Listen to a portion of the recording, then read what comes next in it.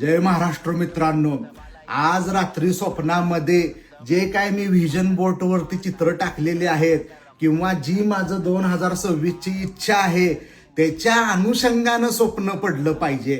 जर तसं स्वप्न पडलं, मला 10 लाखाची लॉटरी लागले किंवा माझं वजन कमी झालंय वगैरे वगैरे, तर ओळखायचं की आपल्या सबकॉन्शियस माइंड पर्यंत मेसेज पोहोचलेला आहे.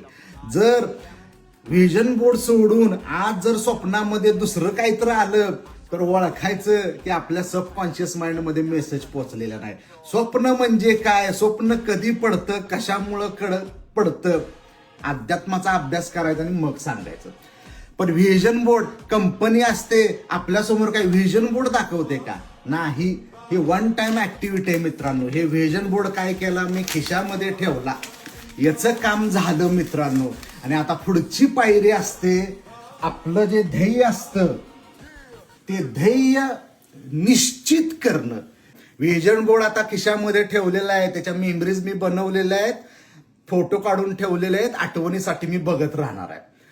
पण व्हिजन बोर्ड वरती मित्रांनो चित्र लावलेले आहेत, आपण वाक्य लिहिलेली नाहीयेत. दुसरी पायरी असते आपलं ध्येय निश्चित करणं, आपलं गोल टार्गेट एम ठरवणं. माझ्या मनात काय आहे हे देवाला समजत नाही, माझ्या मनात काय आहे हे ब्रह्मांडाला समजत नाही. म्हणून मित्रांनो देवानं ब्रह्मांडानं शब्दांची निर्मिती केलेली आहे. शब्दांच्या द्वारे आपण ब्रह्मांडाशी देवाशी बोलत असतो. शिवाजी महाराजांनी रायरेश्वरला शपथ घेतली त्यावेळी मी स्वराज्य उभा करणार असं बोललेलं आहे तिथं मित्रांनो. आपण ज्यावेळी देवाच्या दारात जातो त्यावेळी मनातल्या मनात बोलतो किंवा मोठ्यानं बोलतो. तर मॅनिफेस्टेशन मध्ये मित्रांनो आपलं जे ध्येय आहे, जो व्हिजन बोर्ड आहे ना, त्याला ध्येयामध्ये परिवर्तित करायचं आहे. 5 ओळीमध्ये आपलं 2026चं एम, टार्गेट, गोल किंवा ध्येय काय असणार आहे हे लिहायचं असतं शब्दांमध्ये. इथं काय होतं मित्रांनो, ज्यावेळी मी माझं ध्येय निश्चित करतो त्यावेळी निश्चय नावाचं मूल्य माझ्यामध्ये जागृत होतं.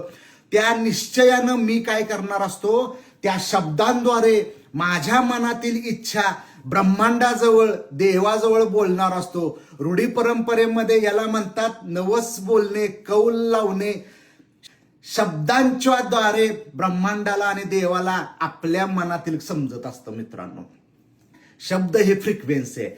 शिवाजी महाराजांनी ज्यावेळी शपथ घेतली स्वराज्य निर्माण करणार, त्यावेळी संपूर्ण महाराष्ट्रावर एक चैतन्याची, आनंदाची आणि उत्साहाची लाट पसरली मित्रांनो. त्या शब्दामध्ये तसं एनर्जी होती.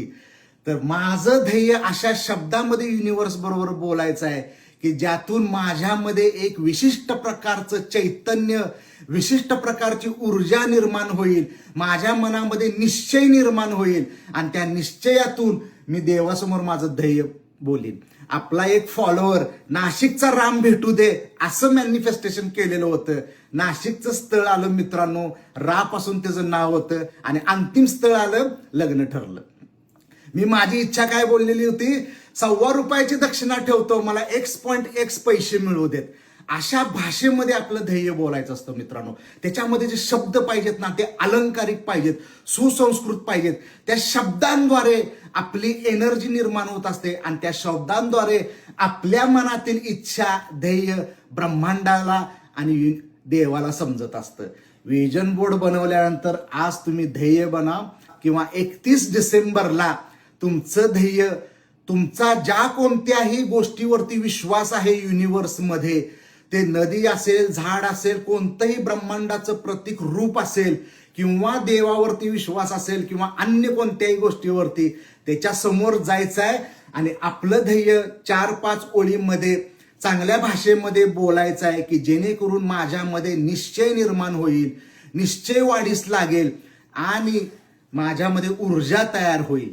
ध्येय ब्रह्मांडाजवळ बोलणे ह्या स्टेपमध्ये मित्रांनो आपला एंड रिझल्ट काय हवा हे आपण ठरवतो. थोडक्यामध्ये आपल्या मनामध्ये आणि डोक्यामध्ये विचार पक्का करतो.